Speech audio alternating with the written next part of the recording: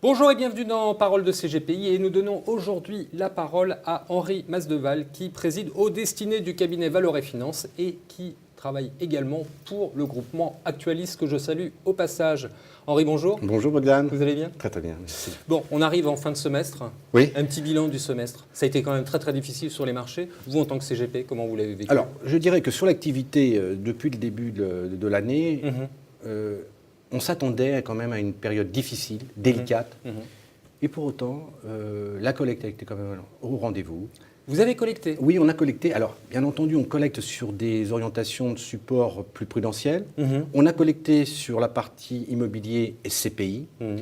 Et l'assurance vie, bien entendu, est restée quand même... L'assurance vie, ça plaît encore aux gens. Oui. Malgré tout ce qu'on a dit sur le fonds en euros, etc., il y a encore des gens qui souscrivent. Mais Bogdan, mais quel produit s'offre à nous aujourd'hui si ce n'est l'assurance vie? Tout a été touché. Or, l'assurance vie, un aspect fiscal, successoral, la qualité éventuellement des compagnies d'assurance aujourd'hui à proposer, à référencer une offre de produits, c'est tout à fait... Mais vous, à titre perso, vous y croyez à l'assurance vie? Moi, je pense que l'assurance vie, aujourd'hui, est toujours un outil indispensable dans l'environnement d'une gestion patrimoniale. Ouais. Voilà. Il prépare la succession, il prépare la gestion.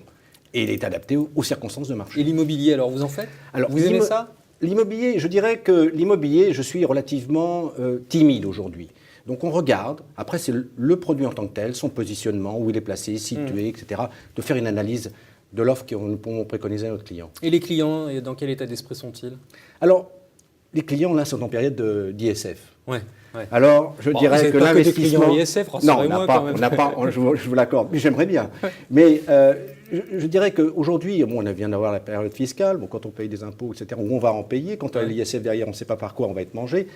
Quelque part, on est un peu sur ses gardes pour faire de l'investissement. Pour autant, on a bien envie d'investir. Et pour investir, il faut trouver des solutions. Et en plus, qu'est-ce qui vient se greffer dans cette situation? C'est une conjoncture délicate. Et vous l'avez signalé à juste titre, c'est qu'aujourd'hui, on vit une conjoncture très difficile pour les marchés financiers. On ne sait pas s'il faut investir un jour, revendre le lendemain. Mais ils sont inquiets ou pas quand ils vous appellent ou ils sont, je dirais, moins inquiets qu'ils l'ont été. C'est paradoxal, ça. Oui, c'est paradoxal. Pourquoi? Parce qu'ils savent que obligatoirement, il n'y a pas d'autre solution, pas d'autre alternative, et qu'il faudra bien à un moment donné s'en sortir de cette crise.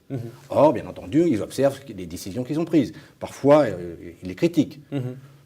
Mais, bien entendu, ils s'inscrivent dans l'investissement et dans la durée.